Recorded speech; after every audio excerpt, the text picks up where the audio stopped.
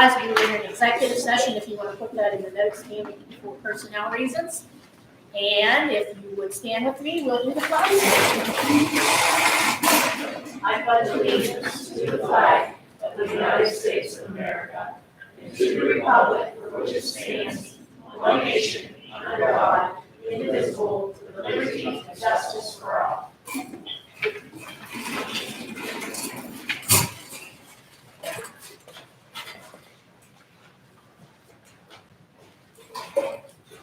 Tammy, could you do the roll call of members, please? Clifford Adams. Here. Patty Anderson. Carrie Armagost. Here. John Burke. Here. Brady White. Here.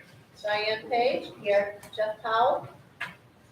Eric Sunley. Here. Kelly Schroeder. Here. Thank you.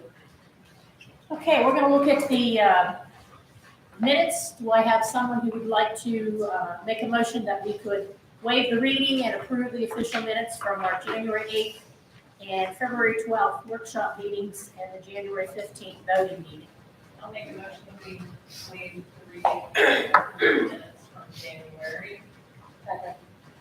Okay, is there any discussion on those? Anything that you want changed? Not seeing any. All those in favor? Aye. Opposed?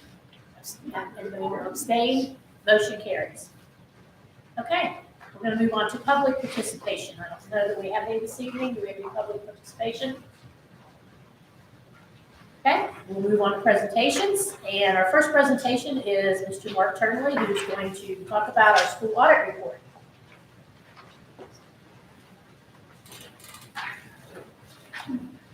Thank you, board members, for having me here this evening. Just wanted to briefly, if I can, just go over some of the highlights of the fiscal year 22-23 audit report. As I do each year, I set in front of you, you'll see a somewhat green-looking package, thick audit report. But right inside the front cover, there's a document there, a piece of correspondence dated for January 30th, and you'll know you have the right document in front of you. It says halfway down, general fund balance analysis, and that's going to be the focal point of my presentation. Just a couple points before I start on that document, just about the thick audit report itself. Our independent auditor's opinion, again, this year we've issued what is known as an unmodified opinion in that thick audit report. And basically what that means is that the information contained in the body of the audit report is presented in conformity with the rules and regulations of our profession. There are no departures. So in layman's terms, that's a good thing. That's the type of opinion you want when you send out to any third-party requesting agency, in particular the PDE. In addition to that, behind that independent auditor's opinion, there's a section in the audit report that I always tell my board members when you get a chance to read. It gives you a good, another synopsis other than what we're going to talk about tonight of how the district did. That management discussion and analysis you will see is on Roman numeral pages 4 through 11 when you get a chance. But the purpose of that is to provide the reader with a comparison not only of the current year that we just finished auditing, 22-23, but also with some comparative data versus 21-22 fiscal year. Just a lot of reasons for increases, decreases, and things of that nature. So again, when you get a chance, I always encourage you to read that section. Now, just to move on to the highlights of the report, on that piece of correspondence I referred you to. On the first page, I give you a 5-year history of the general fund. For the most part, this conversation will be about the general fund, which is your largest and most important operating fund. So you can see this 5-year history, and you can see when you look at the bottom row where we ended up at June 30th, 2023, of $2,221,096. And as you look over the last 4 years, you can see a trend in terms of the decline in fund balance. So we're going to talk about that a little bit more shortly. Now, keep in mind, this is the overall general fund balance. I'm going to talk about the components, what makes this fund balance up here in a second. But I just wanted you to see, as you probably know already, the decline that has occurred over, at least as you look at the last 4-year fiscal year period. Now let's talk about the components of this overall fund balance. When you turn to the top of page 2 of this document, I show you a portion known as unassigned.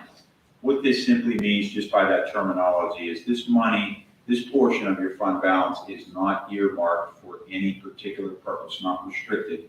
It's available for general operating purposes moving into future fiscal years. And you can see that balance. And again, last year, fiscal year versus this year in the decline. Now, PDE looks at this unassigned fund balance portion, which is why I show this separately, why this is important. PDE likes to look at this as a percentage of your budget, in particular the budget that you're currently in the 23-24 fiscal year. So I do the math for the board in that first paragraph, and you can see that as of June 30th, 23, it was roughly 5.3% of your budget. Now, the state mandates that for your school district, Allegheny Clarion Valley, that you stay at or below for the 23-24 year 9%. So we, when I say we, I talk about the school district, try to keep that unassigned figure at or below that 9% level. And obviously, we're there at 5.3%. If you ever had to raise your millage, and each year, each school district gets an annual increase, an index increase from PDE. But if you ever had to raise your millage above and beyond that index, you have to pass a budget whereby this unassigned dollar amount is at or below that threshold, in your case, 9%. So currently, you're in compliance with that Act 48 to be below that threshold. The question is, Mark, how do we stand? What's the target goal in our industry for governmental organizations, school districts, for an unassigned fund balance? That second paragraph on page 2, there's an organization called the Government Finance Officers Organization. And they tend to believe that a good target goal for an unassigned fund balance should be roughly at 2 months, on average, 2 months expenditures of your general fund. So again, doing the math for this school district, that's approximately $2,722,000. So you can see you're well below their target goal of that amount. You're at $918,000. And I just bring that to your attention just for informational purposes because that's an industry goal. When you turn to the top of page 3, this is the last component of that overall general fund balance that I talked about on page 1. And this is money assigned for particular purposes. And you can see by this table going across the top, you have assigned it for various purposes over the last 5-year period. The last 2 years, we left the assignment the same as the unassigned continued to drop. But I just wanted you to see that we had the total fund balance on page 1. Page 2 was the unassigned portion of that. Page 3 is the assigned, what's earmarked for particular purposes. Now, you can move this money as needed out of this category into unassigned. Just depends on the fiscal health of the district, how that continues into the future, and what your needs are. Now, just before I go to the revenues and expenditures, I want to drop back to a comment that we've been talking about fund balance. I'm going to ask you to kindly turn to the last page of that document. And, you know, this is something that I'm sure the board is aware of, but I'm just kind of honing in on that a little bit more to talk about the fund balance decline. And I know you can read what I have here, but if you look over the last 4-year period, there's been a decline of over $3 million. So on average, about $767,000 per year to its current level of $2,221,000. What's going to be even more tricky is, you know, all school districts over the last 2-3 years received the COVID-19 funding. Well, eventually, pretty soon, that money's going to go away. So that money that really assisted school districts, whether you were healthy or not being available to you, that forces you now to absorb that with your general fund, probably your local source money with your taxes and things of that nature, because you don't know where state subsidies are going to go. So that puts more burden on your local share of your funding, the school district's funding, to be able to pay what you were paying with those COVID-19 funds. So that's a concern, obviously, when you look at the health of the fund balance. So just simply in doing the math, if we're 200,000, let's say for now. And I'm telling you that, you know, if you do the math, on average, $767,000 decline. In 3 to 4 years without a remedy, you're going to be down to, you know, in the area of zero. So again, it's a real concern, but I'm sure the board is fully aware of this. I'm just telling you this as I look at the numbers myself, independent from what you're doing. And I just make a small note at the end of that paragraph. I understand and know through talking with the district management that the detention center opening back up will provide some resources, additional revenue resources for the district, but we just don't know at this particular time how much that's going to be and how that's going to remedy to a degree the decline in the fund balance. So once again, just wanted to go over that with the board just to reiterate the situation. Just going back to the document we're talking about in the general fund, at the bottom of page 3, looking at the revenues of the district, 5-year history. And you can see fairly close to 22-23 year, fairly consistent with the prior year, to be down about $134,000. This is overall, once again, staying with the general fund, a decrease. The top of page 4, if we look at expenditures, 5-year history of expenditures of the general fund, and you can see a decline of about $340,000 this year compared to last fiscal year, about 2%. You can see the 5-year history. I just note that big blip at the top of that table, why that occurred, just for the sake of the board members, in particular any new board members, just when they're looking at this history. Down below on page 4, how did we do budget versus actual? When you look at the first bullet point, talks about revenues, budgeted revenues exceeded actual by about $96,000. The main areas where that occurred were actual revenues. In reverse, where actual revenues exceeded budget were a local source, mainly your taxes, by about $93,000, and you had some insurance recoveries for another $32,000.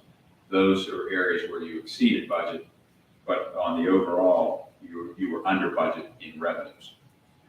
Expenditures, general fund budgeted expenditures exceeded actual by $9,000 roughly, and that, for your side of budget, that's, in my opinion, that's prudent spending and attention to detail. At your level of budget, that's good. So I just wanted to bring that to the board's attention. The main area where actual exceeded budget was in maintenance of district facilities. This is where actual exceeded budget by about almost $114,000. And the main category where budgeted expenditures exceeded actual was in student activities, which was under budget by about $119,000. In that thick audit report, what I've been talking about budget versus actual now is at a high summary level, but in the actual thick audit report, there are some pages dedicated for detailed revenues and detailed expenditures, and I call your attention to those at the bottom of page 4, where to find that in the audit report. You can see line item by line item how you did budget versus actual on those particular pages, just for your interest, to further understand the district's finances for the 22-23 fiscal year.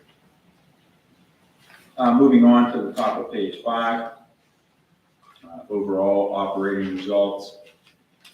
In addition to what we look at on an annual basis, the general fund and the other funds of the district that we tend to manage on an annual basis but plan for down the road, we're also required to show what I like to call almost like a corporate balance sheet, consolidated balance sheet of the district's all of the funds.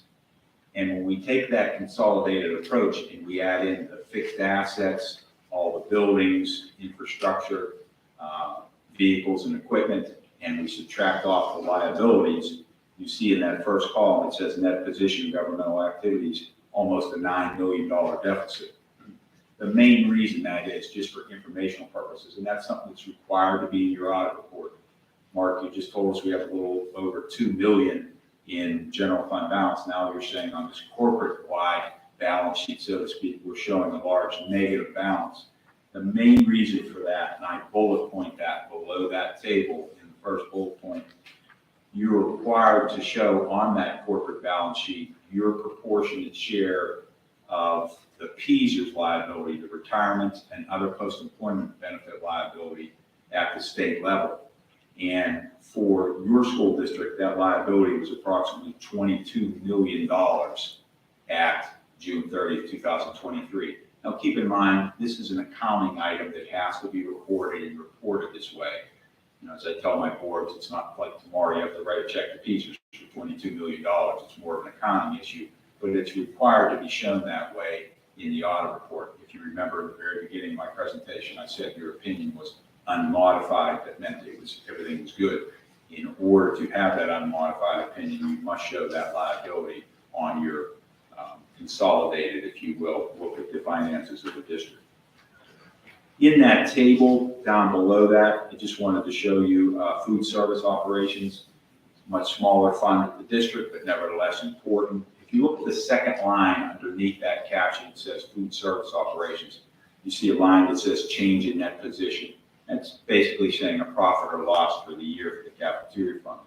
And you can see this year, we were to the plus of $119,000 as compared to $151,000 last year. And you can see the main line items in your cafeteria fund: operating revenues, operating expenses, and federal and state subsidies, the last two lines of that table. You can see how they changed one year from the next. That gain that was in the 21-22, this year it looks like we had less of a gain, but I note in the second bullet point on the bottom of this page, even though it looks like you had lesser of a gain, the gain from the 21-22 year included a transfer from the general fund. In other words, the general fund subsidized the food service operations to the tune of a little over $100,000. So 22-23 was actually in a better position when you look at it, comparing it to the prior year, even though it looks like it dropped because it had no subsidy from the general fund for the 22-23 fiscal year. It stood on its own as compared to the previous year. So again, just wanted to bring that to the attention of the board members. And then going back to that last page, we talked about the fund balance decline. The last comment, cybersecurity training. Cybersecurity has been an issue now for a number of years. It's not something new that I'm telling you, but in our profession, it's become a real hot topic to inform our clients of the need to have the proper cybersecurity training. It used to be in the past, it was enough that your IT folks had that background and that training to be able to protect the district. Now, our profession, in conjunction with other professions, are looking at it. Do you have that at the level where it can, almost like a point of service? Do you have that where the actual cyber training problems could occur? And that most notably is in the business office or anybody who has access to the financial information, financial records of the district. And those are the individuals that this cybersecurity training is targeted to make sure that they have or receive training to be on the lookout for any, suspicious emails or anything that comes down the pipe that may put the district in fiscal jeopardy. We had a district last year, $200,000 on an honest mistake that probably any of us could have made on something that was sent through the email chain, and it was one of those items where it looked so real, and it was from a trusted customer who wasn't a trusted customer, as they found out, and so those sort of things do happen. It's a real issue. So this is just a reminder of the importance of extending that cybersecurity training to not only your IT folks, but everybody who has access to the financial records of the district. And I think in a nutshell, everyone, those are the highlights of the 22-23 year. I pointed your attention to where you can get more information on budget and actual, and also comparative information for the prior year. If anybody has any particular questions, additional questions at this point, I'll be more than happy to answer them.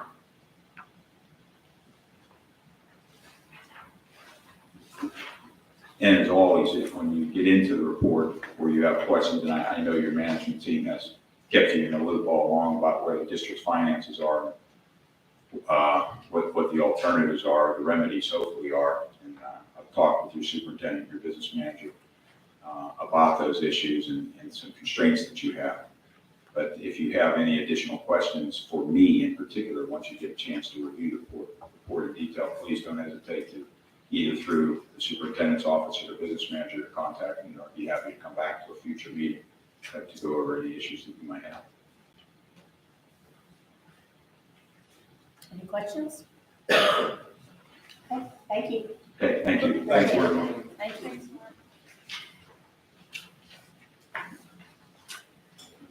Okay, we will move on to Grace and Gina, there they are, who are the chief science officers.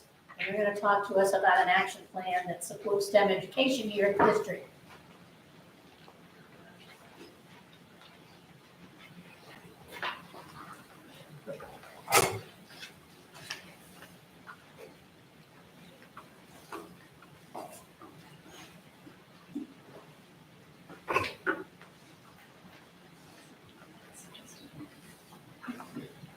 Good evening, I'm Grace Barlett.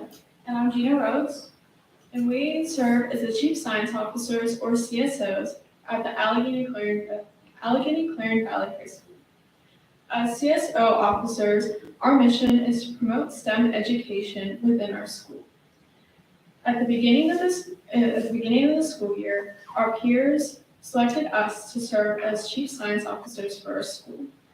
After we were selected, we attended a 2-day training at Pitt Bradford, and it was related to what the expectations of chief science officers are, and it also focused on how we could potentially implement our action plan. Initially, we were interested in adding a list of STEM careers potentially to our school's website, but now we're solely focused on contacting alumni, hopefully, from the school that have graduated previously and those who are in STEM careers, and having them coming in to talk to the students now to hopefully get people kind of involved in the STEM careers and give them an idea of what it is to actually be in the STEM field and kind of what that entails. With that being said, we have our action plan from our visit to Pitt Bradford. So Grace is going to introduce it, and then I'll kind of break it down for everybody.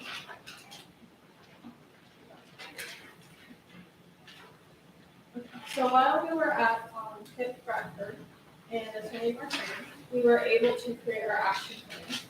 So the first thing that we wanted to focus on is we wanted to create a page on our school website that gives students and parents access to STEM resources and information on STEM careers. We decided to create this as one of our portions of our action plan because we noticed that a lot of students are interested in STEM careers, but they really don't have the information or access to understand what they can do and what STEM, what like the realistic outcome or outlook for STEM careers.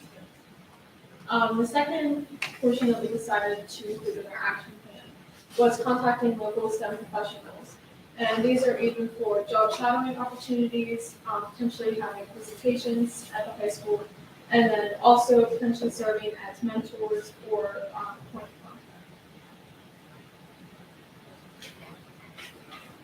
All right, so to break it down a little bit, we have kind of the who, the how, and then the why of our action plan. So who is just, our audience is basically all of the students at AC Valley in high school and a little bit in the elementary school as they come up to high school. Our advisors are Mr. Graff, and then Ms. Att was a little bit involved, but Mr. Graff is the one that attended our trip with us. So basically, he kind of helps us get the resources that we need in contacting the IU and everything like that. Our additional support is our principal, Dr. Jordan, the community, Ms. Atwood, and then just school board and everybody at the school, and Mrs. Lowe as well. How we basically need to, we tried to reach out to Mrs. Lowe, but we didn't get back to her. We didn't get a result back in time, but we're going to address the situation to her so that way she can get back to us about when we can actually get these presentations hopefully set up. And then just talking to the school board as we're doing right now. And then basically what we're trying to do is just include all these resources so that people know where they can go to get access to this, to talk to these STEM professionals, so that way they know kind of where they can go. And then the why, again, is just to educate people on STEM and then careers in STEM so they kind of know where to go. And then if they're interested, maybe they think they want to be a chemist, they go job shadow chemist, realize it's not for them. Solves the problem right then and there, pretty quick and simple. So that's kind of what we want to achieve from this. And then our timeline was to try and get everything kind of started and on the roll here in the spring. So that's what we're going to try and aim for, maybe something in March, April, and May, just before the school year ends, so we can get some people in there for students to talk to.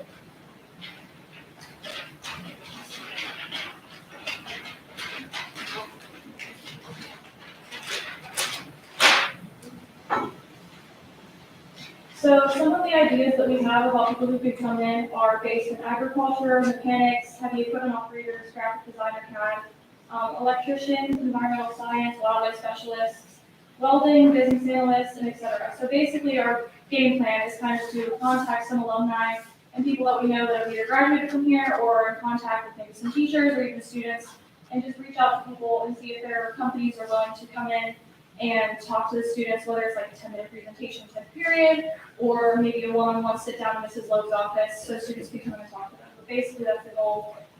And we already have a couple of people in mind that we're going to go ahead and contact, but that's kind of the idea. And to also make sure that our student body is interested in people that we're thinking about inviting into the school, I have already created a survey that can send out to the student body with different STEM careers. So they can go ahead and take the survey once we end up getting approval to send it out.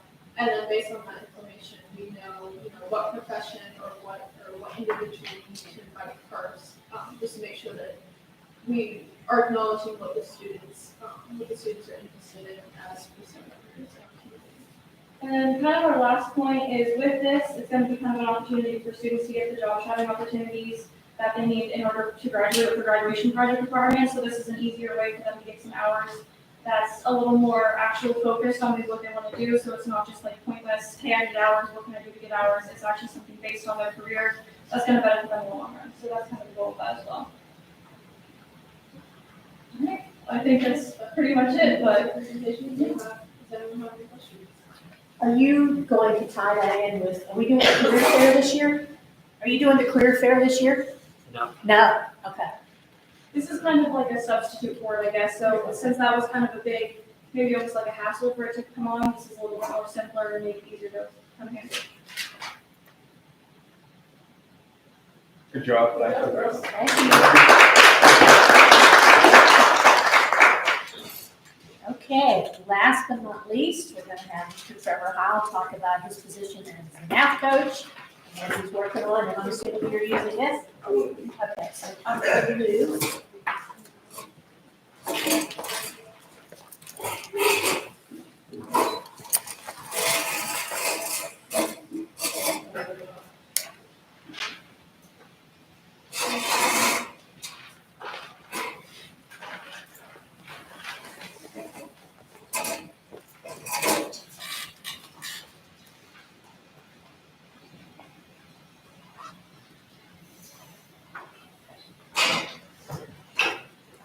I don't know about these technologies. Let's say. All right. It's hard to be good help, so. I apologize, I'm losing my voice a little bit. So we had countywide in-service here at school today and had to do a little bit more talking than normal. So I do apologize and I'll try to speak up. I know you have 3 presentations tonight, the whole agenda to get through, so I'm going to be as quick as I can. But I know you have some difficult decisions coming up regarding the math coach position here at the elementary school. Of course, it's made possible through funding from ESSER and ARP-ESSER, so you'll have a decision as to whether or not to make that position permanent going forward or not. So I'm just here to tell you a little bit about some of the things I do. I'm going to share a little bit of some of the things that we work on, what kids we work with, and kind of what our goals are in this position. So just really fast, a little bit of background about me. I think I can go through it pretty quick. I was hired in 2015. Of course, I was a graduate from here at ACV Valley. Taught kindergarten for a few years, 4th grade for a few years. And then when this math coach position became available through ESSER due to learning loss in mathematics, then I applied for that job. Some teams that I serve on here at the elementary school is our crisis response team, which is our CPI team. I'm the coordinator for our student support team. I'm on the positive behavior interventions and supports team, our district safety and security committee, and I'm the MTSS coordinator. So kind of at a small school, there's a lot of people that wear several hats. So that just goes along with being at a small school. So what is the math coach? This is the definition from the National Council of Teachers of Mathematics. A mathematics coach is an individual who is well versed in mathematics content and pedagogy and who works directly with classroom teachers to improve student learning of mathematics. The end here is kind of, I stressed it because that's the part I agree with most. This definition is best understood in terms of supporting teachers and improving both students and teachers' learning. And that will kind of be a theme as I go through the slide presentation. Essentially, what we want to do is make sure that when we do our math instruction, that we're using best practices, and that will benefit our students and our teachers, both make students learning more efficient, and they'll have more success, and it makes our teachers' jobs easier and more efficient. And then, providing instruction, not to just kids who need more supported intervention, but to also those students who are on grade level, because those kids need supported as well. This is just my little bit of math I'm injecting into the presentation. So we work a lot with our primary age kids, K-2. So there are 228 individual adding facts that traditionally kids have been required to memorize by the middle of grade 2. And so I just want to show you real quick what some of the work we do is. One of the big parts is that students have a difficult time memorizing their basic facts. And I talked about this with some of you last time I visited you a couple years ago. But, when we were in school, we were expected to memorize all those facts, right? Like we had to memorize them, we did drills, we did flashcards. The goal for that being to have automatic recall, right? We wanted them to look at that fact and right away know what the answer is. And that is indeed very important. Kids are coming to us, as all of our teachers will tell us, with fewer and fewer foundational skills. And so what that means is deficits in working memory, deficits with automatic recall and long-term memory. So what research has basically found is that if we teach them what are basically some foundational facts, we get a real big bang for our buck because they can derive unknown facts from those known facts.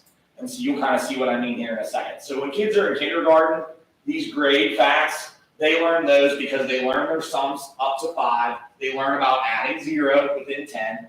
They learn adding 1 or 2 onto any number within 10. And then they learn to automaticity the combinations that make 5. And that's really important because 5 is important in a base 10 number system, right? So and we always say, why do kids know 5 plus 5? And they always say, why do kids know that? And we just hold up our hands and say, that's why, because our counting system is based on that. So by kindergarten, if we can learn those foundational facts, then when we get to first grade, we really start to work on combinations that make 10, 5 and 5, 6 and 4, 3 and 7, so on. We learn about our doubles facts, our single digit plus single digit doubles facts, and then we learn about our 10 and some more facts. So that gets some more foundational facts out of those 228.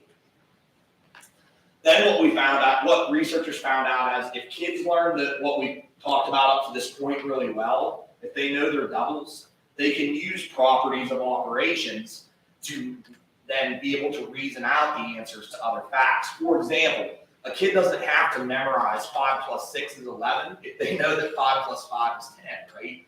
Because when we understand those properties of those operations, we're able to reason through some of that. And that's a lot of what basically our PA Core and Common Core standards want us to do anyway. So we're learning our facts and we're learning some of those reasoning strategies that sometimes when we just focus on straight road memorization, we lose some of that strategy. Then we take a look and we use strategies of making 10 or pretending 10. So for example, if a student sees a problem that's 6 plus 8, right? They can say, well, I know that 8 needs how many more to make 10? 2 more. So if I think of 6 as 4 and 2, I can decompose that number and recompose it in different ways. Getting kids at that age to be able to think flexibly and efficiently about how numbers break apart and can recombine really makes them to be quite a bit faster. Then once in second grade, they learn commutative property, which is where numbers that you add together switch places and you still get the same result. And they start to learn about place value and how that works in our number system. Then all those facts become unlocked. But what I want you to take away from that is there were a very few important foundational facts they have to know in order for all the rest of that knowledge to be unlocked. And so that's why a lot of times with intervention, we focus in grades K through 3 because the problem that we see, and I'm going to single out Mrs. Orton because what she'll see is 4th, 5th, and 6th graders sitting at their desk doing this, counting on their fingers. And that really, really, in terms of their cognitive working load and all those things, that's when students begin to especially struggle in mathematics. When we have kids in middle school and in junior high and high school counting on their fingers. We want them to have some really good background knowledge on how we can decompose numbers and have part-whole relationships. So this is just a quick kind of an image for you. So like when we talk about neuroconnections, when we talk about memorization, we're just saying when you see 5 + 8, you need in your brain to associate that with 13, right? And some kids can do that. Some kids, if you think back to your schooling, maybe you were a kid that could memorize them all. But maybe you were a kid too who had to slow down and think about it. And everybody's brains work differently. But what brain research has shown is that if they have a lot of experience in those number relationships, that creates more neuroconnections than just that 1-to-1. So if kids know 5 + 8 can be 5 + 5 + 3, which is 10 + 3, or if they can break apart this 5 to think of it as 3 and 2 and 8, and that makes 3 + 10. Anything that can help students to kind of group or unitize those numbers in their mind. And if there's people here who work like in the construction industry or people, those are your best mental mathematicians, people who have to do those calculations in their head all the time. Those are the people that are real good at things like that, and that's what we need most of, especially because a lot of our kids are going to go into careers like that. So just kind of some of the brain research behind. Here's an example. Like when we were in school, we had to learn our times tables up through 12s, right? And this is kind of a brain on an ECG machine, and they're saying, how are you thinking about this? Because there's more of an emphasis on like, okay, you know the answer, but teachers who have to give the PSSA and graded test levels know that just knowing the answer isn't enough, right? We have to explain how we thought about it. We have to show our reasoning. And so sometimes, like, some people might memorize 12 × 3, but other kids might be able to say, well, I can think about it as 10 × 3 and 2 × 3, and then get that answer pretty quickly. And so some of those, then that's a property of multiplication that if students are memorizing only, then they may not see that property of multiplication until they start to work with algebra in 6th or 7th grade. So we need to use those properties when we're teaching in just raw integers and numbers. So when we do intervention with kiddos, we work a lot on going from a concrete using manipulatives, even in the intermediate grades. We don't just stop once we get out away from the little kids. We continue to use concrete manipulatives. Then we don't want to get out those manipulatives every time we want to solve a problem. So then we start to represent those manipulatives with pictures. And then finally we go to the number only abstract. And what we found out is that works with our kiddos who are in intervention. So what works best for those kids in intervention probably is also best practice for our kids in core instruction. Not to get too much into a lot of terminology, but when I say I'm giving intervention to kids, those are kids who are struggling or below grade level. We kind of have a triangle that describes that. So these are our kids who are on grade level. We call that tier 1. And then we have tier 2 and 3. Tier 3 obviously is the neediest or the most intensive supports are needed for students to be successful. I'm going to go really quickly through some of the things that I do in this job function, and then hopefully we'll be able to get you more on with your meeting. So one of the job functions of the math coach at AC Valley is to choose math assessments and administer those. So we have to research about what math assessments are the best ones, how they'll fit and work for us in our district and our needs in our district. And then we administer those to all 314 students in our elementary school 3 times a year, at the beginning, middle, and end of the year. At our elementary school currently, we are using iReady Diagnostic as a benchmark, Cadence Math, or ICANN, so we have some different data to look at. I'll sit down and I'll work with teachers to review, analyze, answer any questions, and then come up with a plan that we can act upon that data. Very often in public education, we focus on getting a lot of data, but then maybe we don't always have actionable data or data that we can act upon quickly. So that's one of the things I like to do. So that means generating reports for teachers, sitting down and helping them to understand what the report is saying is a big part of what the math coach does. So then we administer and score diagnostic assessments. We provide materials and support for those teachers. We perform progress monitoring. So students who are receiving intervention from the math coach or another interventionist, we will provide assessments to continue to check their progress. This is a student, and every one of those dots is where they've been given an assessment program. So every single one of those dots is where we've tested them to monitor their progress. The students who need more support, we want to check on their progress more often. Provide research-based small group intervention that targets certain sets of skills. We don't just make up from the air what we do with kids to work on stuff. We try to stay up with research and what is the most effective thing. Through our BESSER, we were very fortunate enough to be able to purchase Bridges math intervention kits for our teachers here in the building, so that I'm not the only one doing intervention. I can do it, but then we can also have our classroom teachers be giving intervention to our kids. And so what happens then is I'll take a group of kids, and then in a particular grade level, a couple other teachers may take groups, so that we can provide more intervention other than just the math coach taking students.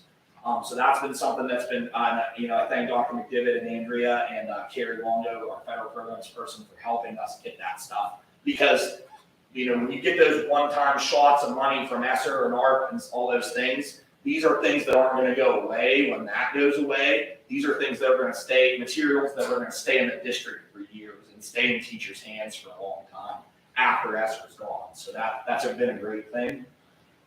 Just staying up on research practices and teaching elementary mathematics and sharing those during our PLC time and other meetings. Some different things that we purchased to work with teachers just to continue to push best practices in terms of teaching mathematics. And then advocating and arranging for the purchase and distribution of those materials. So those things that I'm able to go to Mrs. Sherman or Dr. McDivitt and say, hey, this would be a really good thing.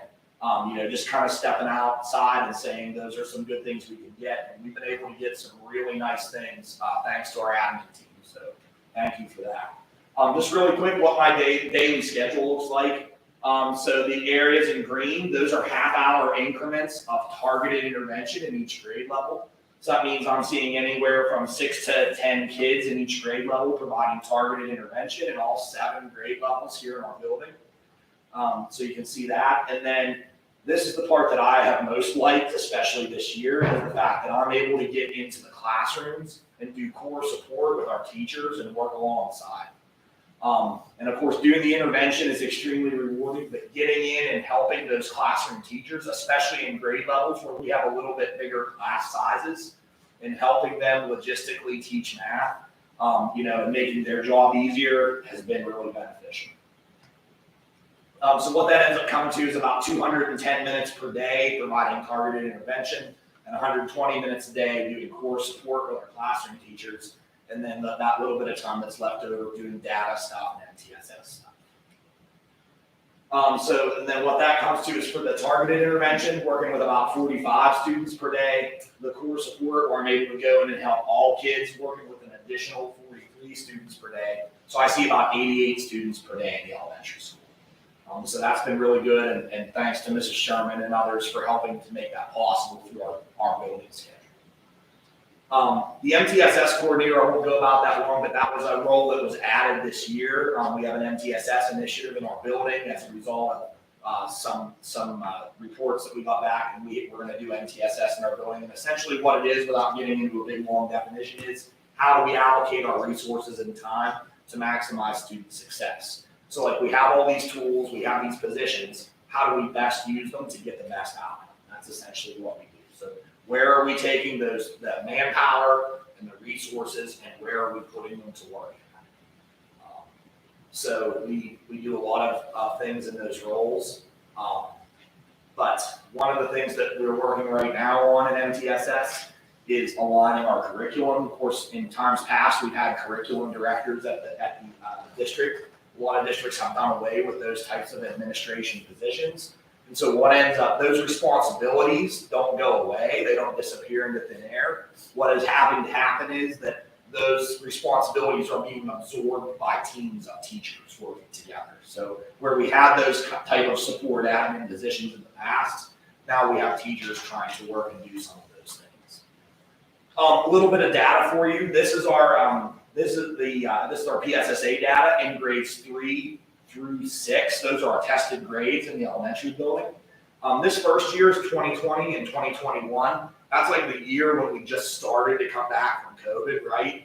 And the red line is the number of students total in grades 3 through 6 who were below grade level or well below grade level, or basic or below basic on the PSSA. So in grades 3 through 6, we were up above 160 students, not proficient, and we were just over 20 students proficient. So like, and that is a data set that we saw across a lot of districts our size. Like, and that's what started the alarm across the country for more resources in mathematics. So then this is the year we started math coach, and then this is last year. And so you can see that those numbers of proficient and advanced students are increasing, and the number of students who are below grade level are decreasing, and we're on a good trend. We have more work to do. Another piece of data I wanted to show you really quickly was in all the grades, I'm able to do at least a half hour of intervention, but in grades K through 3, we do an hour with those grade levels to support those kids. So we're able to give a little bit of extra time in grades K through 3. And I think the data shows the results of that. At the beginning of this year, only 48% of students in grades K through 2 were at grade level where they should be. And as of the middle of the year, we're at 65% of those kids who are at grade level where they should be. Another piece of data, 72% of our kindergarten students are currently on grade level in math, which is huge because that's sort of a percentage that we shoot for to the end of the year, like 75-80% by the end of the year we're happy with, and we're already there now. In the first grade, we're at 74% of students currently on grade level. So again, those are percentages that we like to see towards the end of the school year. And in those grades where we were able to give that extra half hour of support, we were able to get there even by the middle of the year. So like that time and using our resources appropriately and leveraging our manpower is really, really appropriate. One of the last things I want to show you is kind of like a traditional instructional coach versus how I'm viewing my job as an instructional coach. I think of myself as a working or a teaching coach. Traditionally, instructional coaches are people who go around all school districts and they observe teachers, and then they meet with them and say, well, I think you should do this different, and I think you should do that different, and I think you should do this different. And then they have to have coaching cycles and all this stuff. And I don't think the best way to improve practices of our teachers is by telling them what they should do, but by being in the trenches and working with them and showing them and being in there and having that buy-in and having that credibility of you're in the trenches every day teaching and working with them. So traditionally it's viewed as an expert or an advisor. I like to try to view it as a colleague. Typically coaches do not have regular teaching duties, but I have daily teaching duties as you saw. Traditionally coaches only work with teachers, but I'm working with teachers and students every day. Traditionally, we're focused and coaches are focused on just teacher improvement, whereas, kind of with my job, we're improving everybody by focusing on the student improvement. A lot of times when we have coaches come in, it ends up making more work for the teacher. My goal ultimately is to make less work for the teacher. How can I come in and help them make their job easier? It's one of my big goals. So the truth is our elementary classroom teachers, they already have a ton on their plate. They're dealing with way more than they did 30 years ago. Even 20 years ago, they just had to focus on instruction and delivering that instruction well. But now they are dealing with the social and emotional needs of these students, and they don't get a break. They're with them from the time that they walk in here at 7:40 in the morning till the time that they leave at 3:10. They don't have any free time without them. They're with them all day. And so what that results then is then sometimes are we our best selves instructionally when we are dealing with that stuff all day long with the same group of kiddos. That's a challenge, and that continues to be a challenge. So anything that roles like this can do to help reduce that class size and to help reduce that instructional load a little bit on our teachers, it has a huge effect size. We influence it. So as a coach, again, I'm not in there telling teachers, do this, do this, do this. I'm in there working with them, trying things. I'm learning from them just as much as they're taking away anything from me. So that collaborative approach really is a value-added thing for our district. This is something that I tell my students all the time. As these positions grow, for me as a teacher, but for them as students, mistakes allow thinking to happen. If we don't make mistakes, then we probably aren't learning anything. I'm a big Star Wars fan, so I have a Star Wars quote up there for you.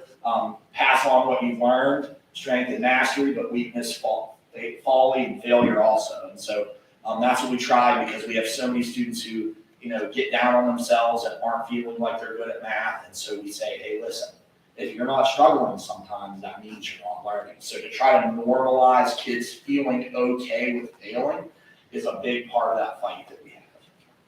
And I appreciate your time very much. Thank you. Trevor, I have one question. Yeah, You meet with the second grade groups. Are you have different kids each day, or are you the same group Monday through Friday? So- When you do interventions. When we do interventions, we plan intervention cycles. So like we'll go 4 or 5 weeks with the same groups, and then we'll look at data, and then we'll flex kids. But generally, whenever I do that core support time, I get to see all or most of all the kids. So like in primary grades, that means rotating through centers so that the teacher can give their core lesson in like a mini lesson format rather than a whole group of 23 kids, which is like what some of our first and second grade teachers have right now. So leveraging positions like this, even in our grade levels where we have big class sizes, like we don't care how big the class size is at lunch or at recess necessarily. When do we care? We care during those core instruction times, because those are when class size becomes particularly important. So when we can push in and help and break kids up into small groups and teach them that way rather than whole group, that's been beneficial when we've been able to do it. Trevor, I have a couple comments and Sure. a question for you. First of all, I really enjoyed your presentation. Some of my favorite audios. Your knowledge and passion for mathematics is infectious. I appreciate everything you do. My question is the data that you presented and are able to analyze and share with the teachers. Do you think if your position was not renewed in the budget, would our teachers have enough time, ability, and even maybe this question should be directed at Mrs. Gordon, but also to be able to analyze that data, but also shape their instruction to target some of our most needy learners? Right, yeah, so what I'm able to do, when we take that data, and we put a lot of time into collecting data and looking at it, but what I'm able to do in this position is like for our time, that like our half-hour day that we did math intervention, can actually go to a teacher and say, hey, listen, these are the kids you're gonna have. We bought that Bridges program. Here, classroom teacher, these are the kids you have. I've analyzed their needs. This is volumes 2. This is volume 2, modules 4 through 6. This is what you're doing with them for the next 2 weeks. That then becomes things that they don't have to plan. So if I'm building out those intervention plans, it makes it way more doable. Where if I said, yep, I'm taking these kids, good luck with the rest of them, then it's not systematized as much. So, the likelihood of that happening, like other kids getting intervention, it just becomes more challenging, because then that's one more thing that teachers have to plan for and prepare for when their plates are already overflowing. So it would for sure be very difficult for a lot of intervention to happen unless you had someone coordinating it, for sure. Thanks for your question. Yes, sir. Trevor, I noticed there's no core support for fourth, fifth, and sixth. That is true, I'm sure that's intentional, and there's only so much time a day, right? but what's the rationale behind? So the rationale with that primarily, obviously, number one, those kids that are in primary grades are less independent on a lot of skills. So to have them working independently is a lot more difficult in the primary grades. But then secondarily too, there's been a lot of big body of research out that says the sooner that we intervene in some of this stuff, the bigger what they call effect size we have on those things. And so like when we think about early intervention, like to be able to get a kid on a grade level in like K through 2 might take a half hour of intervention, where that same gain in an intermediate grade might take 3 hours of intervention. So there's been a lot of studies that say like if you can keep them on grade level through the primary grades and eliminate those skill deficits, that once they're in middle school, then again, the amount of man hours it takes, or personnel hours that it takes once they're in intermediate, then we kind of become starting to spin our wheels. So we feel like we can have the biggest effect in grades K through 2. And incidentally, that's where a lot of our large class sizes are right now. I know our first grade is down to 2 teachers, and our second grade is down to 2 teachers, and that's made it extremely challenging. Not that it's not challenging in the intermediate grades, because it certainly is, but even to more so a degree in the primary grades, if that makes sense. Certainly, if we had another math coach, we could do course support in the intermediate grades. And Trevor did last year, John, Trevor did push into my fifth grade math section. Yeah, like last year I was able, just because of the way the scheduling worked out, but just, It was a huge profit year for us in fifth grade. yeah. Huge. But it's still not too late for fifth grade. Sure. It's still not too late, but yeah, for sure. We can make a difference, but there's just only so many places we can be in a day. And he is only one person. Like our ELA people, we have 2. So those 2 ladies do the same thing that Trevor does. They just take care of the reading facet. Trevor's one person tackling all of the math work on the whole bill. So I think what you're asking for is another math interventionist, right? Anything else? I appreciate your time very much. Thank you. I know you have a hard job to do. So thank you. Thank you, sir. You always do a great job.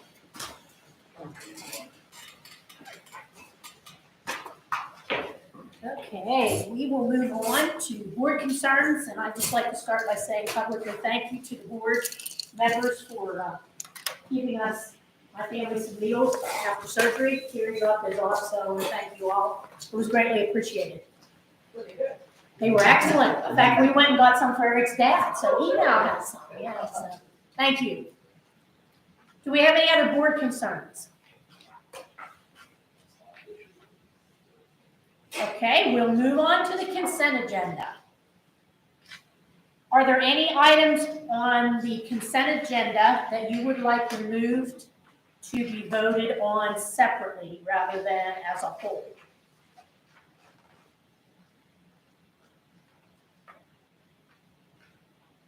Give you a minute to look. Okay, not hearing anything. Do I have a motion to approve the consent agenda as it stands?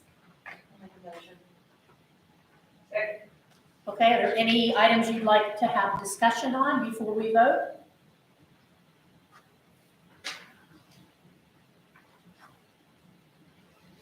Okay, not hear anything. All those in favor? Aye. Opposed? Abstentions? Motion carries. All right. Patty is not here to do finance and purchase, so I'll ask Eric, would you like to do that for us? Sure.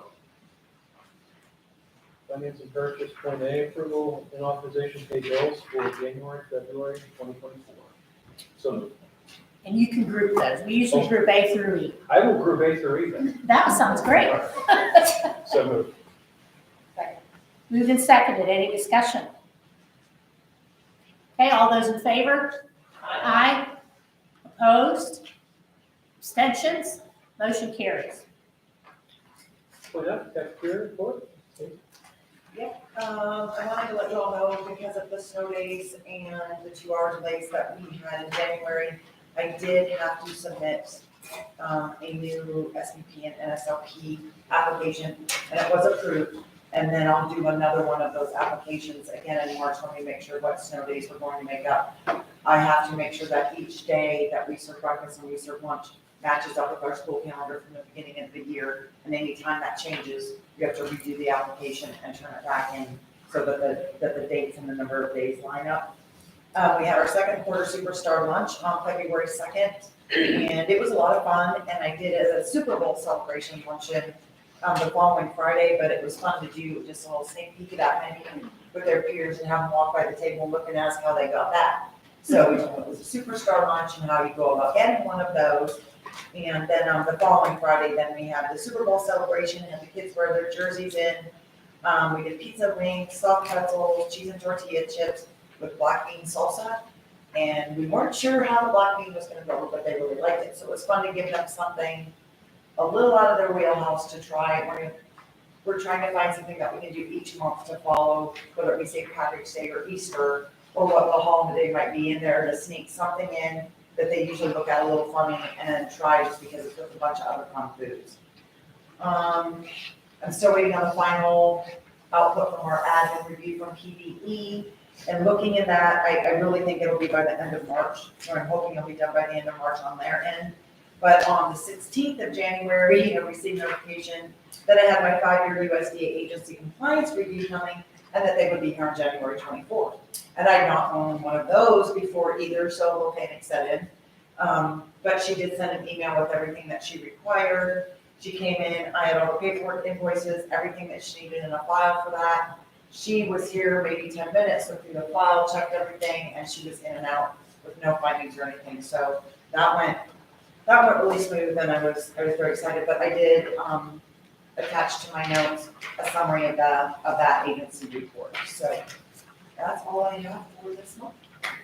Thank you. On point G, consideration to approve the various donations to Backpacks for Success in memory of Paul Yerlin in the amount of $2,805 as attached.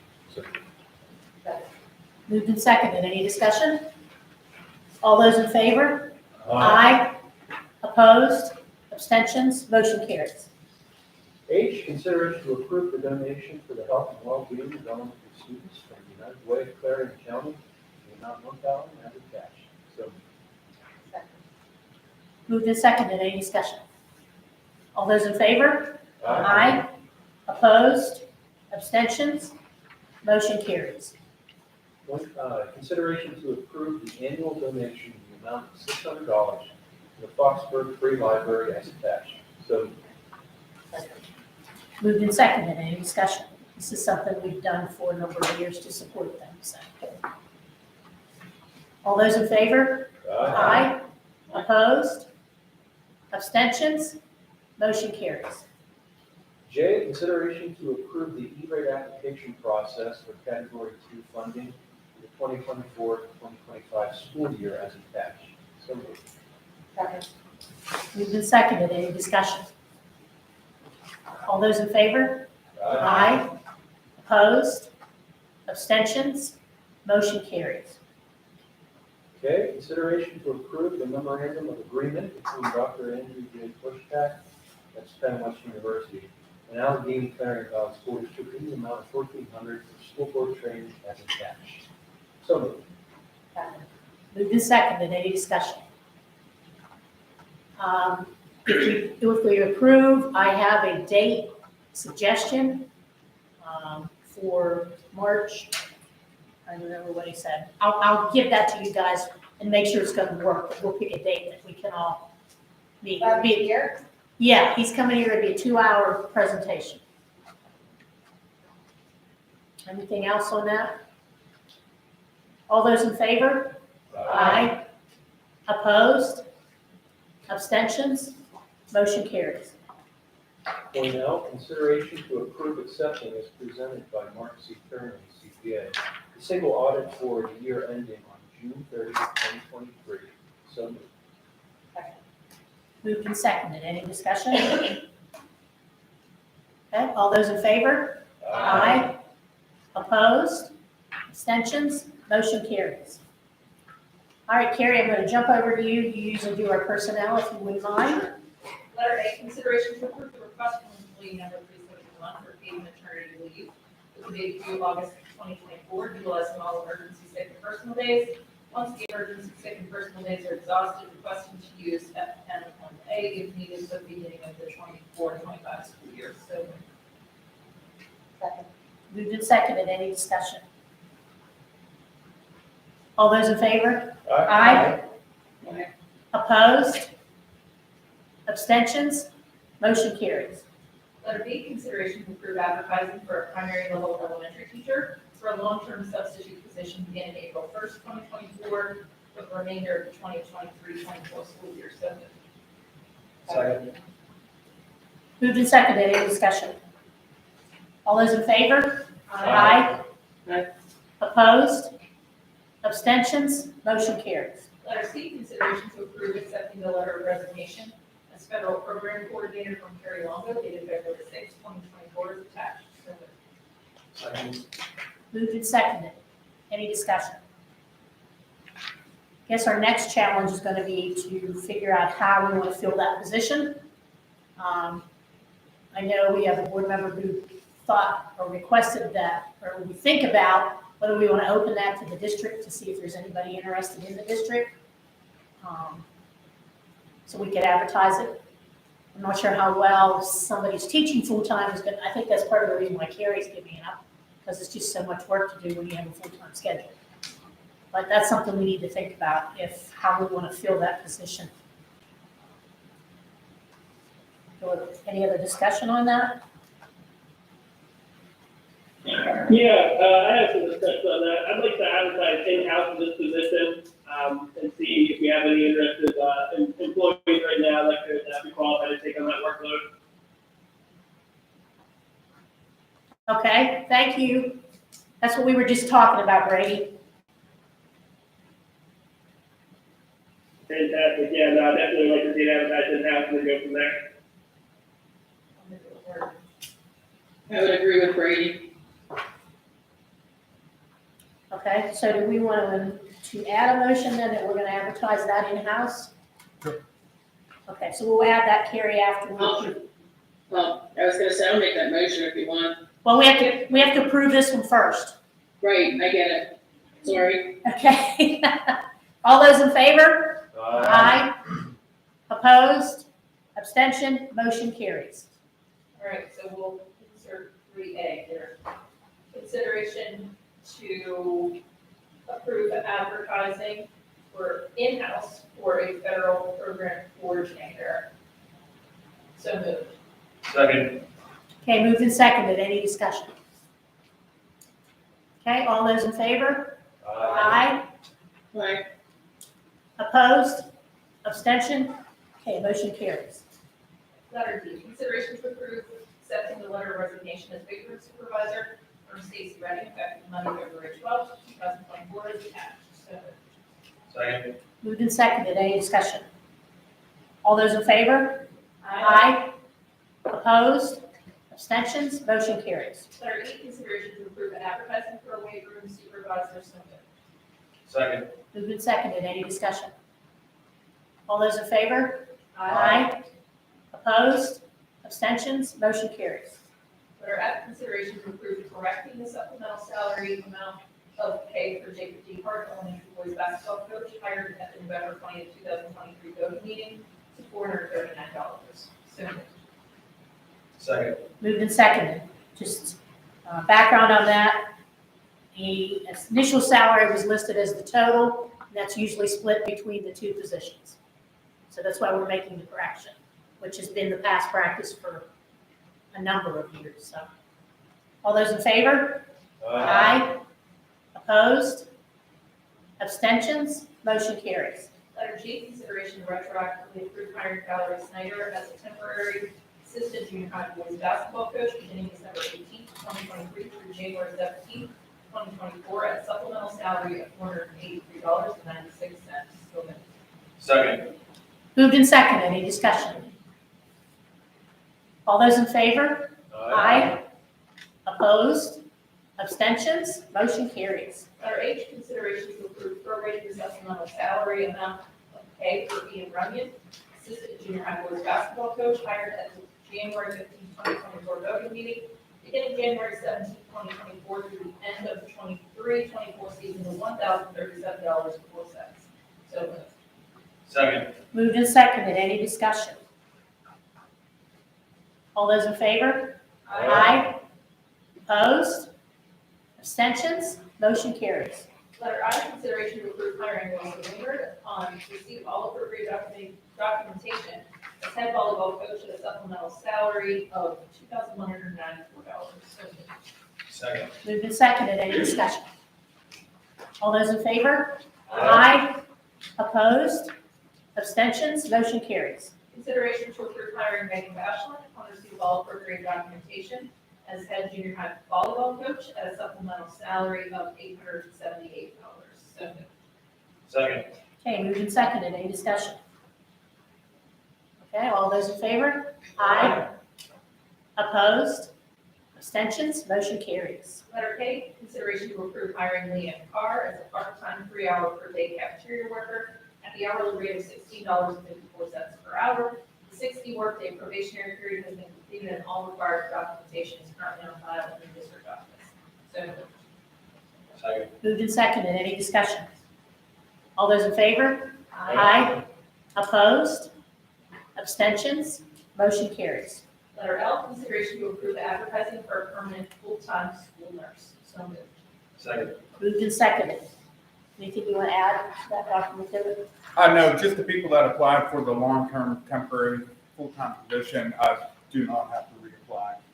We'll pull together the same team and evaluate. We may have around 2 with the top candidates and recommendation from the full school. So are you hoping to get that for next month, or do you think it'll be Yes. longer? We're optimistic about that. Okay. So just to make sure we're ready to take the candidates that have already applied, and we had them apply, probably first round on this new, and ultimately other for second round, is that what you're saying? We're gonna keep the first round of people we've already talked to in mind? Yeah, we have a rubric pulled together.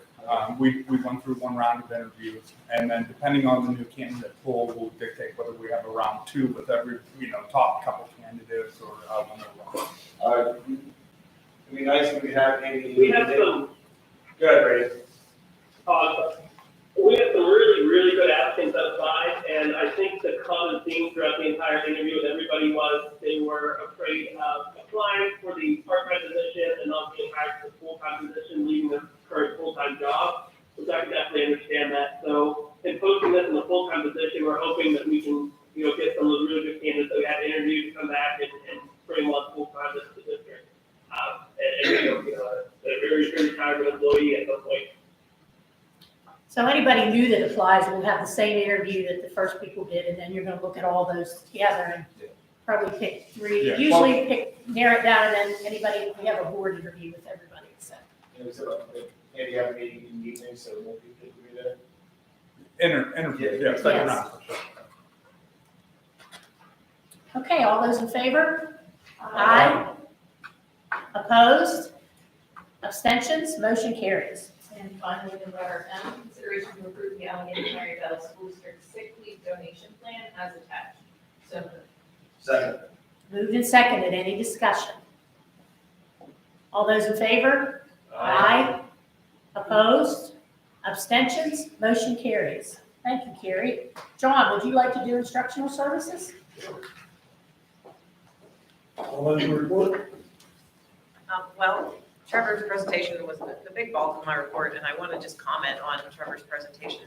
I hope you feel as I do that he did an excellent job highlighting what he does for us on a daily basis. And a little more to Dr. McDivitt's question about would any of that still happen if he was not in his position. I think you heard Mrs. Orr chuckle a little bit. The time that it takes to gather that data alone is phenomenal.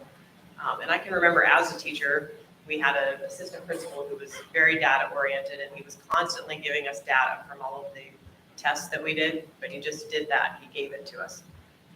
The importance of Trevor's position is knowing what to do with that data, disseminating it, like letting teachers know, here's where your kids are at, here's what you can do to help them at those different places.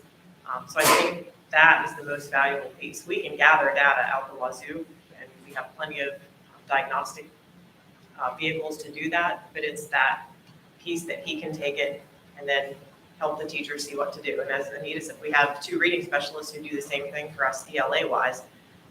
All 3 of our specialists, we couldn't do what we do without them giving those supports to our teachers. So I just wanted to add that to what Trevor presented to you. Other than that, I just wanted to mention that today we had our countywide in-service here at the elementary. I had 3 teacher leaders. Jen Jordan hosted the 3rd grade teachers from around the county. Trevor led the math and reading specialists from around the county, and Dr. Brandon Maines hosted the elementary special education and IU 6 employees in special ed. We had 48 outside guests, plus our own teachers in each of those areas, from Keystone Union, Red Bank, CL, Clarion, and the IU. Preliminarily, feedback I've just been getting from teachers as they were leaving for the day, from our own teachers emailing or texting me, was a resounding, this was a fantastic day. They felt it was one of the more valuable in-services they've had in a while because they had that chance to collaborate with others in their same fields, and get some ideas, share some ideas. And I thought it was positive, and in a lot of cases, they felt good about what we're doing here in comparison to what other teachers had to say today. There was an Act 48 form that they had to fill out, which included some survey type questions, so I'm anxious to get a broader picture of what happened around the county today in all of the grade levels and see how the teachers felt about it. But I think overall, it was a lot of work putting together, but I feel like it was worth it. The last thing I just wanted to go off of what Stacy Redding said, we did have our Q2 Superstar Luncheon February 2nd. And I just want to mention the students that we recognized that day were Brenna Dunkerley, Ty Clausen, Dwayne Everett, and Madison Tiron. And it was an excellent lunch. She previewed your Super Bowl luncheon. The kids loved it. As she said, other kids were walking by a little bit jealous. And then the following Friday, all the kids got to have it for Super Bowl lunch, and it was a huge hit. We actually had to run lunch a little bit late because we had so many kids in line and purchasing that day. So, and that's all for the elementary report today. Thank you. Secondary report?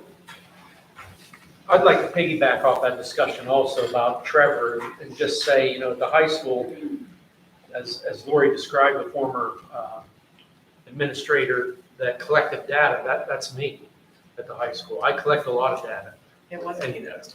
And just give it to teachers, you know, because I don't have even the expertise in dealing with some of that data to be able to work with teachers as much as they need to. In fact, we don't even have the time at the high school to pull together content area teachers to look at that data on a regular basis. We do it about once every other month. I pull in subs and we get those teachers together and we discuss that. But we would love to have somebody like Trevor. So, you know, I'll say from my experience, my expertise in administration, that I think a guy like Trevor down here at the elementary is so essential. And those kids being on grade level, you can get 80% of them on grade level coming up to the high school, and that helps us out tremendously. So I think what he does is absolutely gold. And we, you know, I know it doesn't mean much, but I think we need to keep a guy like that in that place. You saw how passionate he is. He loves his job. He loves kids, and he loves working with that data. And what more do you want from an employee than to have that, you know? So anyways, I had placed 2 documents at your seat. One of them you'll recognize kind of. This is the last time you'll see this document. This is the PA grad pathways. When I gave it to you once before, we had probably, I think, 9 or 10 kids that didn't have a pathway yet. So just so you all know, every single senior has a pathway now. So what that means is, through the state of Pennsylvania, they met all the requirements to fulfill one of those pathways. I'd like to really throw out a special thanks to the students, because they worked directly with me, met with Mrs. Lowe, and we talked about what are we going to do here, you know, to get you to meet this requirement. And a lot of those students did some of that on themselves, pulling that information together. For instance, the evidence-based one. The students went out and got the evidence needed and brought it in, gave me copies of that, so that we could put it in their file and document that they made that effort to fulfill that pathway. So we're good, we're golden. And it's actually, you know, very satisfying to me to look at those first 2 categories. You know, 42% meeting the proficiency pathway. 42% doesn't look like a big number, but that's all 3 tests, all 3 keystone tests: algebra, biology, and ELA. 42% of our kids, which you can see I wrote in the number 22 up there. Out of this class, 22 kids were proficient on all 3 of those tests. And that's actually a pretty good number. The second one, the composite, meaning that they had, out of those 3 tests, maybe they didn't make it proficient in 1 test, 1 exam, but they did it in 2 of the others, and their number was high enough that they were able to claim that as their pathway. That's a pretty high-performing group, I believe, in my view. So kudos to these kids, and I'm very happy to say everybody's ready to go. The only thing they need to do is graduation projects, which will be coming up in about 2 months. The second document that I put at your seat is something that I plan on handing out to student athletes for the spring sports season. I plan on doing that tomorrow, pulling them down to the auditorium. And with, having no trainer over the last couple of years, and now having no nurse at the high school, Dave Sherman has worked a lot over the last couple of years doing this job right here. And this is really half of what is done when it comes to the paperwork for student athletes. The other piece is the impact testing and making sure that those things are documented, that any kid that has not had in a 2-year period of time an impact test needs to be impact tested. So Dave Sherman and we actually use the trainer over at Union have done those things as well. This is going to be an easy guide, I think, for students and their parents, and it just asks those 3 questions. Have you had a physical this year for any other sport? If you have, then you're basically good to go unless one of 2 things happen. You got injured in one of your previous sports, so then you have to get a new physical recertification. And the other one is that if you've had or sustained an injury that required a doctor's visit, anytime a student has to go to the doctor because of any kind of injury related to athletics, they have to go to the doctor and get a clearance and then recertify via that PIAA SIPA form. So I plan on giving these out to students tomorrow. We're going to collect all that information for the spring sports. I told Dr. McDevitt I can't guarantee that we are going to be able to go through all that paperwork, but we're going to do our best so that come that date of March 4th, when spring sports actually officially start, that these kids will be able to go to practices and start enjoying their spring athletics. So that's that one. I just have 2 other little items I want to mention. Number 1, if you follow the student handbook calendar at all, if you look in there, the High School Musical was listed as occurring February 29 through March 2nd. That is not happening. And actually, Mrs. Lowry asked me several months ago to postpone that and to move that to a different date. So I will be sending out a reminder to the community so that they understand that that has been moved and not to follow the calendar in the handbook. Also, we have planned this Saturday, February 24th, a Sadie Hawkins dance. And at this time, we only have 8 students that have purchased tickets. We're going to give till Wednesday as a turn-in date. And if we don't have a certain number of students, we will be canceling that dance. What I will do is I'll send out a school reach that will just basically explain that, but I don't want a lot of people purchasing dresses and getting their hair all done up and then end up having the dance canceled at the last minute. When are the tickets sold for that, Bill? They are sold during lunch, and then they are put on the daily announcements as well. So for the kids that go to the Career Center, then they take the earlier lunch, what is their option to be able to buy tickets? They go down, they actually try selling them during that time too. Okay, because I know my kid is probably one that is on my tickets, but he needs to. What grades is he looking at this? That'd be 9, 10, 11, or 12. And that's my report. Thank you. Dr. Jordan, I would volunteer to come in and help with the sports paperwork if you need somebody, just to check off names. That'd be fantastic. I might give you a call. Okay, I can do that. I can't run the track, but I can come in and help with that. The organization part of that job is hugely important. And so it's previous years, the trainer always kept all that information, in their file cabinet. We've created an online Google document that we try to track it. But I mean, you physically have to go through each piece of paperwork and record those students as to what they may need or do need. So, thank you, that's my report. Thank you, Dr. WST new report? We currently have 27 students enrolled with 6 teachers and the principal. This represents 3 separate units. So the students are now living in 3 units instead of 2. And so they don't interact at all during the day. So they're in separate classrooms, self-contained. Approximately half of the students are receiving special education services. Our teachers are very excited still to be there and committed to being there. Dr. McDevitt set up mentoring for us because they're all level 1 teachers. So we are working with some high school teachers to help support our staff in moving from their level 1 to level 2. So they're coming here to observe, and we have high school teachers coming to us to observe, to make sure that we have practices that are consistent with the content area that they're teaching. And we do have some teachers who have taught for quite a while, but they were not in the public schools. So they still need to work toward a level 2 now that they're public school employees.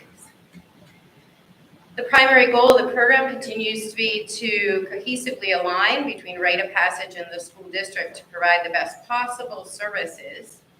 And, because we're not a traditional school district model, we're still working through setting up procedures that reflect corrections education. So that's a little learning curve for both of us, that it runs differently than a public school typically would. I've had the opportunity to speak with other corrections principals, and I'm trying to learn more about how these facilities work, which is somewhat different than, a traditional public school. Our first successful system that I think we set up has been getting the students quickly enrolled and then getting them acknowledged by their school district that they are indeed here and that the bills need to be paid for having them here.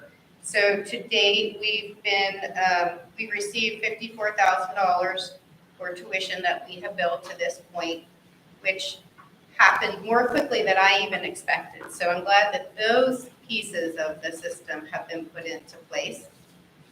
Our first graduation will be next week. It is a student who is receiving his diploma from the School District of Philadelphia. He has earned his diploma by doing all of the credits and the requirements from the School District of Philadelphia. So they're sending the diploma here, and we're having a ceremony for him. And then shortly thereafter, he will be discharged from Westview. I'm also hoping to start working with the IU to create a little bit of what was mentioned here, more of a comprehensive curriculum plan for Westview. Obviously, we don't have as wide a reach as in the public school, but if we can create more of mapping of what we're going to teach, and then we can buy the materials now while we have the startup funds, then down the road, we might have less cost associated with those online classes because we'll have the materials here already and we'll be prepared to teach it with our certified instructors in the classroom. So that's a short-term goal right now while we have the startup money available. And that might alleviate some purchase of ingenuity classes going on down the road because we'll have materials and they will match the curriculum that we create for the building.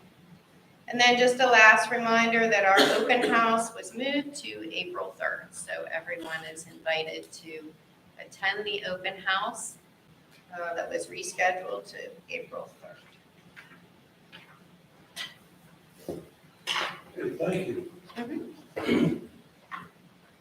Motion to consideration to approve the 2024-2025 WSD calendar as attached. Second. Okay, moved and seconded. Any discussion? Just keep in mind that we have a very similar calendar to what we started with, 4-day work weeks. The teachers will be working with our teachers on the activity days, and it seems to be working very well. There are a number of different vacations throughout the calendar as well. We also put in the progress reports and the end of time with supporters in there as well. That's about the only update we have with the calendar. Okay, all those in favor? Aye. Opposed? Abstentions? Motion carries. Federal programs report? We finished up our ESSER monitoring. Carrie Longo and I had 1 week of ESSER monitoring, which ran from ESSER 2 to ARP ESSER and the ARP ESSER set-asides. It was very intense. But we found low risk. We should have our results back in 1 to 2 months, which would put the full board. But overall, it went well. Tomorrow, we're meeting to hopefully finish our applications for the PCCD grants, and hopefully we'll have more information for you after that. That's all I have to report. Thank you. District report? Thanks, John. Just a couple updates. We did advertise our used exercise equipment, and we did sell a bike for $176. The elliptical machine number 1 for just over 100, and then elliptical machine number 3 for 105. So grand total of just over $381. Now I'd like to provide a detailed analysis of Governor Shapiro's budget proposal. Keep in mind that Governor Shapiro favors public education, but he's also in support of vouchers and private education. So there's a lot of push and pull going on in Harrisburg right now. There is a $1.1 billion increase proposed for basic education for next year. $872 million proposed for the first year adequacy into the base. So it'll take everybody's basic education funding and increase it. And then that'll reset the hold harmless, the way I understand it. And then $200 million will be added into the basic education funding formula, which they haven't got that completely figured out. That's his proposal. My favorite part of his proposal is the statewide cyber tuition rate based at $8,000 per student. This would save school districts $262 million, and AC Valley anywhere from $600,000 to $900,000 depending on the year. So that would be a fantastic proposal, even if we don't get the additional revenue. $50 million to increase in special education funding, $50 million for the investment of school safety, $100 million for additional mental health resources, $300 million for environmental repair projects. I'm going to talk about that in a little bit. $3 million for hygiene products, and then $10 million for educator talent recruitment for our teacher shortage we have here in Pennsylvania. They are making a proposal to increase student teacher stipends as well. $2.7 million in Head Start and $2.4 million additional dollars for career and technical education training. And then $75 million for public school environmental repairs, and I'll touch on that in a moment too. So the environmental repairs, that was established through Act 33 of 2023, and that supports public education and our buildings remediating and abating environmental hazards. So that's water infrastructure improvements for combating contamination. That's facility improvements to remove asbestos and or mold, and then other projects that remediate environmental hazards. Now, those projects have to be $500,000 or more, and there's a 50% match. So this time, I don't think we have any of those problems, thankfully, and we don't have the 50% match to dive into. So the public school facilities improvement grant, very similar, but some subtle nuances for construction and renovation of various activities within the districts, purchasing and installing of equipment, remedial work, demolition, and environmental site assessments and studies. And I highlighted ineligible projects, sport facilities. So it's not going to help us out. And again, there's a $500,000 base for those projects, and there's a 25% local match with those projects as well. So this time, I'm not recommending that we apply for those grants. We don't necessarily fit in, nor do we have that match to take on additional debt. And then finally, just to touch base and build upon Andrea's information about the school safety and security grants, each school provided at least $100,000, depending on your ADM, your average daily membership of students. We're at 107, which we're looking at putting into the grant the continued support of our social worker through the intermediate unit, and then also potentially additional hours for the play coordinator, Carrie. And then there's also the physical safety grants that go from $30,000 to $45,000. And I'm working with the technology department to increase our the back end of our camera and our video surveillance that we have. So Aaron and Jeff are working on that end of it right now. We have a pretty robust system, but it's antiquated. There's a number of different boxes throughout the district. And for the administrators and the school police access cameras, they have to find the box and find the cameras, which is the new technology puts everything at their hands, and they could retrieve video a lot more simple. And there's a number of different items too, I'm sure I'm missing. In addition to that, we are also working on a school safety and security competitive meritorious grant, and that's for a school police officer that I'm recommending. So we'll be working on that grant and submit it. We're not guaranteeing anything on that, but there is money available, and we're going to dive into it. We've received that grant in the past, and we've also been looked over. So we got some work to do. It is due February 29th.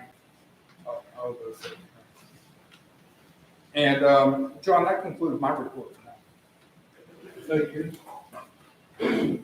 Consideration to approve the 2024-2025 district calendar as attached. Second. Moved and seconded. Any discussion? Yeah, I'd just like to add in that we're very closely aligned with the Career Center, but the one area that we had talked about was the Veterans Day program. And the current calendar has us in school on Veterans Day. I know that we had some concerns about the program. Should we take it off, have the program? I'd like to make a recommendation that we continue with the program, but we enhance our outreach efforts to get more community members in, as well as more elementary school. I think we could do a much better job at that. So we're in a bit of a transition right now, but we have some really good people at the high school that would support that program. And that's a long-standing tradition here. Yeah, I kind of agree with you. I know most of Butler County schools take that day off, but it's nice having school in session on that day to recognize and how our veterans come in, so. Yeah, and the concern that I brought to the board, I think if we did a better job of communicating, that to the public in our community, we have a much bigger draw. Okay, any other discussion? All those in favor? Aye. Opposed? Abstentions? Motion carries. Consideration to approve the 2023-2024 organizational chart as attached. So moved. Moved and seconded. Any discussion? Just kind of an update for us. These positions and people change. All those in favor? Aye. Opposed? Abstentions? Motion carries. Enrollment numbers for face-to-face student enrollment, ROC cyber service enrollment, ACV cyber service enrollment, outside cyber enrollment, IU class enrollment, outside placement enrollment, homeschool enrollment, and WSC enrollment dated February 14, 2024 as attached. So moved. Yes, we don't have to approve that. That's just an information piece for us. Thank you. Student board representative report. So the first thing that I have to mention is the PBIS report.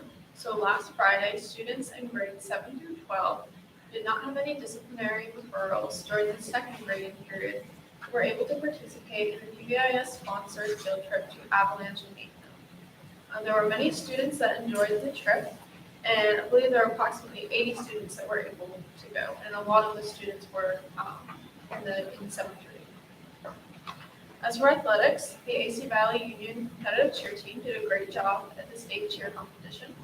All of the girls' hard work paid off. Even though both the varsity, JV girls, and boys basketball seasons have concluded, both teams have had a successful season. The junior high boys basketball team also has had several games. The elementary students have also had an opportunity to participate in the girls and boys elementary basketball programs. And as for the girls' elementary basketball program, their season has been characterized by growth and success. I'd also like to congratulate Jay Clover on scoring 1,000 points in basketball. Jay reached his milestone at Cambridge Springs on February 5th. Another point that I have to mention is that the third grading period is midway, or we reach the midway point. And last week, progress reports were sent out to students. And also, we have a few winter formals. The prom committee was able to host the snowflake dance on February 3rd. They use this as a fundraiser for prom that will be hosted, I believe it's in April this year.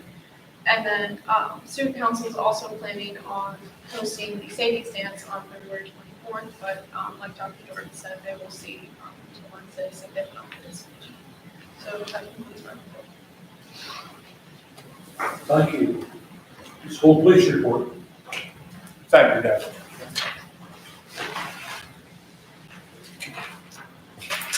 That's it for instructional services. Okay, thanks, John. Diane, could you do policy? Sure. I'm gonna run together A, B, C, D, E. Consideration to approve second reading of policy number 200, policy number 202, policy number 217, policy number 254, and policy number 810. Now I'm gonna run together F, G, and H. Consideration to approve. Let's vote on the first one. Oh, okay. Can we do that? So we need a second. We need a second for the first section. So, Okay, so do we have any discussion on the second reading of any of those policies? Okay, all those in favor? Aye. Opposed? Abstention? Motion carries. Okay, I'm gonna roll together F, G, and H. Consideration to approve the first reading of policy number 610, number 611, and number 626. So moved. Second. Okay, moved and seconded. Any discussion on those first readings? Okay, all those in favor? Aye. Opposed? Abstention? Motion carries. All right, we'll move on to the facilities report. I attended Advanced Service Solutions Seminar down at Pittsburgh Way, like January school board meeting. I was able to network with other employee directors and business people. It was very beneficial. The domestic hot water heater at the high school has been replaced. We did find some other damage that is under warranty, and we're running for others who did replace it initially, or the second time, to get that warranty work done and to schedule those parts to be replaced. And they did do some preventative maintenance on the other boilers. We found a couple things that need done on those, some upgrades, so working on pricing on that. And at the elementary, we had Kyle Johnson start in the heavy duty custodian position. He's doing a great job, and Chris Parks transitioned from the 3-hour position at the high school down to the elementary, full-time light duty. We overseed the football fields last week with good weather, and I attended the facilities meeting at the IE6 and was able to network with some other new facility directors within the IU and gain knowledge, and it's been very beneficial. Okay, any questions? All right. CJ, do you prefer CJ or Cliff? Close one. Okay, so Cliff, would you do the transportation? Consideration to retroactively approve an agreement between other student ID 22349, 22348, and 22409, and Allegheny Clarion Valley School District dated January 24th, 2024, effective January 26th, 2024, until the end of the 23-24 school year, or when the AC Valley acquires modern transportation as attached. So moved. Second. Okay, have a first and second. Any discussion? All those in favor? Aye. Opposed? Abstentions? Motion carries. Consideration to approve the request from Clinton Ace to become a van conductor/driver upon receipt of all documentation with the district. So moved. Second. Okay, first and seconded, any discussion? All those in favor? Aye. Opposed? Abstention? Motion carries. Okay, so we're down to miscellaneous. Career Center report.